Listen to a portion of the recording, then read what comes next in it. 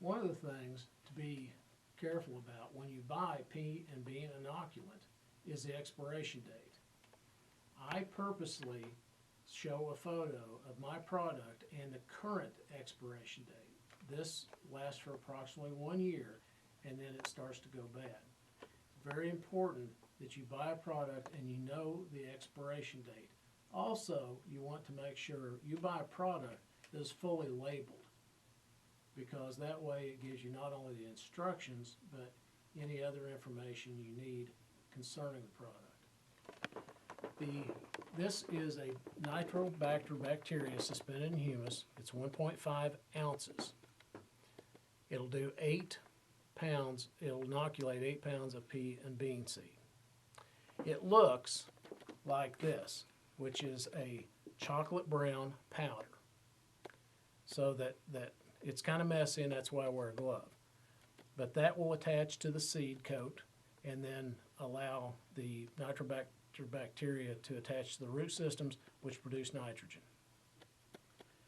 Additionally, the product I sell, I put in a baggie. And I do that because this stuff is a powder and it can be a little messy. And that way, in transit and shipping, you have a product that's not going to be a mess when you get it. Now, the first method that we need to utilize to apply this product is called the shake and bake method. And essentially we take, these are jade beans that I'm putting in a bag, and then I put a pinch of the inoculant, and then we shake it up really, really good, get it all coated, and now we have inoculated seed. It attaches to the seed coat, and then we can plant these beans, preferably the same day. And then we have an inoculated product. The second way is a little bit different, but almost the same, in that we take the beans, we lay them out on newspaper, we spray them with a little bit of water, let that dry some, and that softens the seed coat, and then we do the same method.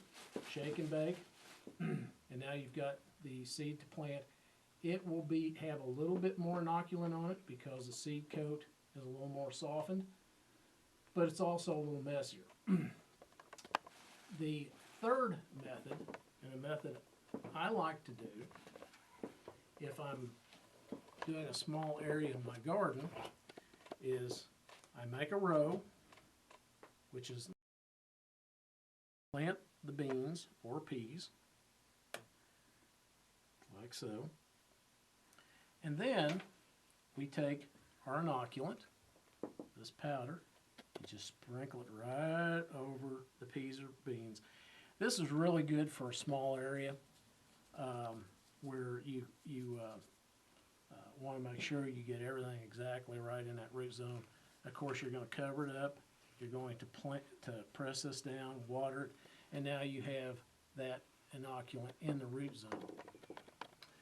The fourth method, which is an emergency method, is where you have planted the beans or peas because you needed to, but you don't have your inoculant. Now what do you do? Well, your inoculant comes in. So here's how you do it. You've got the row, and now we're going to make a furrow that's about 2 inches deep, give or take, on each side. And then roughly 1 inch to 2 inches on either direction. And then we're going to take some of that inoculant, sprinkle down both sides, like so, cover it up, water it.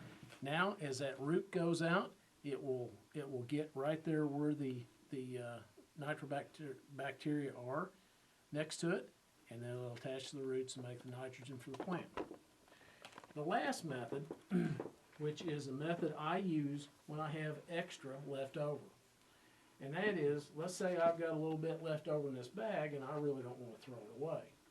So, how can I utilize it? Well, if I know where I'm going to plant peas or beans the next year in my garden, what I'll do is I will take this inoculant, sprinkle it on top of the ground, like so, whatever I've got left over, and then just scratch it in, work it in. I use a rototiller about 2 inches deep, You could use any other method you want, and then water that good. That gets the nitrobacteria down in the soil, and that's good because in most areas of the country that works. Now, if you go into some areas like the northwest of the United States where we get tremendous amounts of rain, it may not be as beneficial. But in most areas of the country, you can actually apply that leftover inoculant, and it will be there for the next year. It just goes dormant. It's in the presence of moisture, so it survives. So that are the 5 methods that we have in applying pea and bean inoculants.